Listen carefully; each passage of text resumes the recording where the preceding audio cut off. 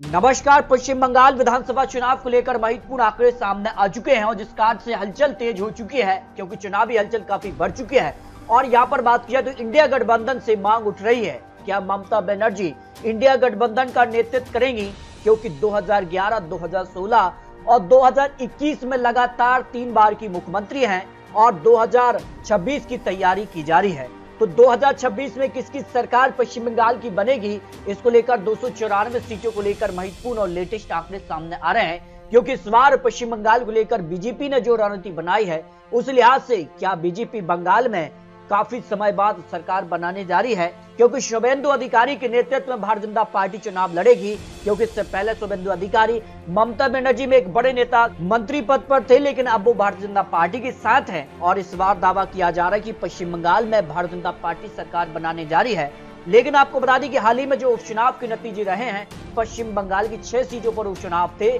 सारी सीटों पर टीएमसी यानी ममता बनर्जी ने जीत हासिल की है और साफ संकेत दिया है कि 2026 में जो विधानसभा चुनाव की तैयारी है वो काफी महत्वपूर्ण रहने जा रही है। अगर बात की जाए तो 2021 में जो विधानसभा चुनाव हुआ था उसमें टीएमसी ने यहाँ पर जो है 215 विधानसभा सीटों पर जीत हासिल की थी, यानी 2 सीटों पर इजाफा किया था। जहां भारतीय जनता पार्टी दावा कर रही थी इस बार सरकार बनाएगी, लेकिन ममता बनर्जी की सीटों में गिरावट नहीं हुई और 2 सीटें ऐड की। इससे पहले 213 थी, लेकिन 2 सीटें यानी 215 सीटों पर जीत हासिल की। इसके अगर बात की जाए तो यहाँ पर भारतीय जनता पार्टी ने 293 सीटों पर चुनाव लड़कर 77 सीटों पर जीत हासिल की, यानी भारतीय जनता पार्टी ने भी इस चुनाव में 74 सीटें यहां पर ऐड की हैं। भारतीय जनता पार्टी के लिए अगर बात की जाए तो 37.97% यहां पर वोट शेयर, जबकि तृणमूल कांग्रेस का 48% वोट शेयर रहा था, यानी करीब 10% के वोट शेयर में यहां पर जो है तालमेल देखने को मिला। अगर बात की जाए तो यहाँ पर अन्य जो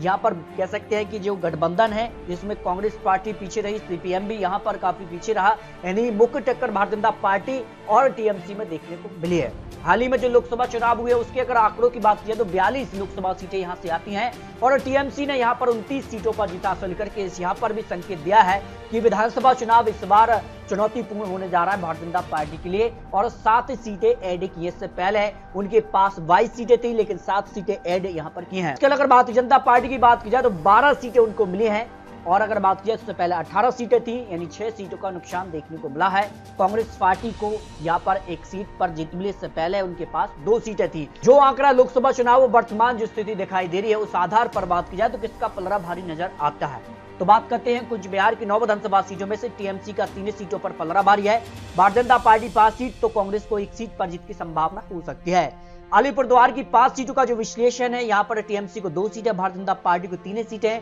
कांग्रेस को 0 सीट, अन्य के पक्ष में 0 सीट की संभावना दिखाई दे रही है। क्योंकि कई चुनाव ऐसे रहे हैं जहां भारतीय जनता पार्टी के सीधा जो यहाँ पर घोषणा पत्र है उसका फायदा जनता का पहुंचा है और सीधे तौर पर उसका फायदा उन राज्यों में भारतीय जनता पार्टी को मिला भी है। अगर बात की जाए जलपाईगुड़ी की 7 सीटों में से टीएमसी को 3 सीटें, भारतीय जनता पार्टी को 4 सीटें, कांग्रेस अन्य के पक्ष में 0 सीट की संभावना यहाँ दिखाई दे रही है। इसके अलावा बात किया कालिम्पोंग की 1 सीट पर भी टीएमसी को जीत की संभावना है, भारतीय जनता पार्टी कांग्रेस अन्य के पक्ष में यहाँ पर 0 सीट की संभावना दिखाई दे रही है। इसके अलावा बात की जाए दार्जिलिंग की 5 सीटों का जो विश्लेषण ओपिनियन पोल सामने आ रहा है, यहाँ पर टीएमसी को 2 सीटें तो भारतीय जनता पार्टी 0 से 3 सीटों पर पलड़ा भारी हो सकता है, कांग्रेस अन्य के पक्ष में 0 सीट की संभावना यहाँ पर दिखाई दे रही है। उत्तर दिनाजपुर की 9 विधानसभा सीटों में से टीएमसी का 4 तो भारतीय जनता पार्टी का 5 विधानसभा सीटों पर पलड़ा भारी हो सकता है, कांग्रेस अन्य के पक्ष में 0 सीट की संभावना यहाँ दिखाई दे रही है। दक्षिण दिनाजपुर की 6 सीटों में से 3 पर टीएमसी तो 3 पर ही भारतीय जनता पार्टी,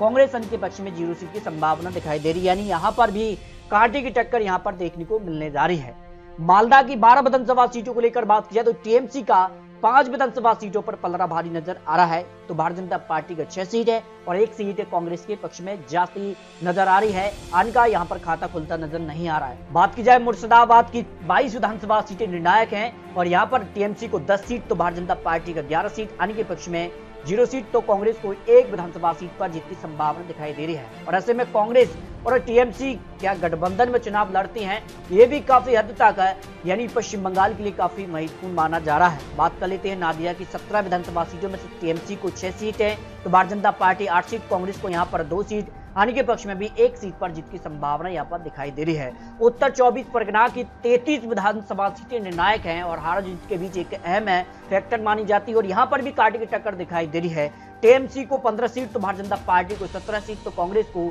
एक विधानसभा सीट पर जीत का अनुमान सामने आ रहा है। दक्षिण 24 परगना की 31 विधानसभा सीट भी निर्णायक है और यहाँ पर टीएमसी को करीब 12 सीटें तो भारतीय जनता पार्टी यहाँ पर बढ़त हासिल कर रही है 18 विधानसभा सीटों पर। अन्य के पक्ष में एक सीट की संभावना यहाँ पर दिखाई दे रही है। कोलकाता निर्णायक 11 विधानसभा सीटों को लेकर भारतीय जनता पार्टी को 6 सीटें तो टीएमसी को 5 सीट, कांग्रेस अन्य के पक्ष में 0 सीट की संभावना यहाँ पर दिखाई दे रही है। यानी यहाँ पर भी कांटे की टक्कर इस बार देखने को मिलने जा रही है। हावड़ा की 16 विधानसभा सीटों को लेकर बात की जाए तो टीएमसी को 6 सीटें तो भारतीय जनता पार्टी 9 सीटें, एक सीट कांग्रेस के पक्ष में जाने का अनुमान ओपिनियन पोल के हिसाब से लगाया जा रहा है। हुगली की 18 विधानसभा सीटों को लेकर जो ओपिनियन पोल के आंकड़े हैं उसमें टीएमसी को 7 सीटें, भारतीय जनता पार्टी को 9 सीटें, कांग्रेस को 1 सीट पर जीत का अनुमान यहाँ पर दिखाई दे रहा है, जो आंकलन सामने आ रहा है। पूर्व मेदिनीपुर की 16 विधानसभा सीटों पर टीएमसी को 5 सीट तो कांग्रेस को 2 सीटें है, भारतीय जनता पार्टी को यहाँ पर 9 विधानसभा सीटों पर जीत का अनुमान यहाँ पर दिखाई दे रहा है, जो महत्वपूर्ण विश्लेषण सामने आ रहा है। पश्चिमी मेदिनीपुर की 15 विधानसभा सीटों को लेकर बात की जाए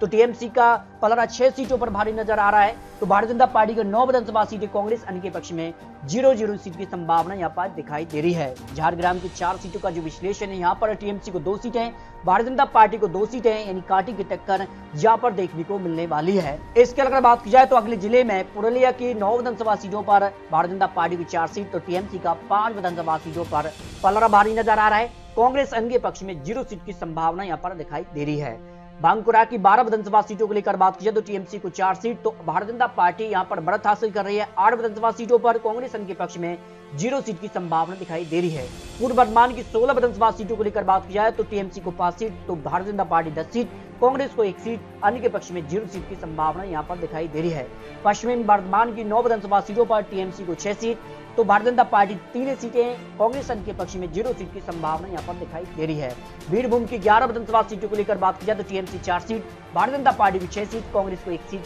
अन्य के पक्ष में 0 सीट की संभावना दिखाई दे रही है। इस तरह से अगर बात की तो पश्चिम बंगाल की सभी 294 सीटों को लेकर जो ओपिनियन पोल और ताजा लेटेस्ट आंकड़े सामने आ रहे हैं, जिसमें माना जा रहा है कि कांग्रेस और टीएमसी सीपीएम वाले जो है वो किस प्रकार का गठबंधन करते हैं, क्योंकि सीधे तौर पर माना जा रहा है कि इस बार भारतीय जनता पार्टी ने जो रणनीति बनाई है, क्योंकि 2021 में भारतीय जनता पार्टी की सीटों में एकदम से इजाफा हुआ है और इस बार वो सरकार के आंकड़े तक पार करती नजर आ रही हैं। अगर कांग्रेस यहाँ पर जो सीपीएम इसके अलावा टीएमसी अगर गठबंधन नहीं करते हैं, अलग अलग चुनाव लड़ते हैं, तो सीधे तौर पर वोट शेयर में बिखराव होगा और उसका सीधा फायदा भारतीय जनता पार्टी को यहाँ पर दिखाई दे रहा है। तो पश्चिम बंगाल का जो चुनावी गणित होगा और आखिर सरकार किसकी बन सकती है, हालांकि ममता बनर्जी के साथ एक पुराना वोट बैंक जुड़ा हुआ है और लगातार 3 बार की मुख्यमंत्री रह चुके हैं, तो क्या चौथी बार भी वो सरकार बनाने जा रही है, ये काफी महत्वपूर्ण है। तो गठबंधन का स्वरूप तय करेगा आखिर पश्चिम बंगाल में किसकी सरकार बनने जा रही है। फिलहाल आंकड़ों की बात की जाए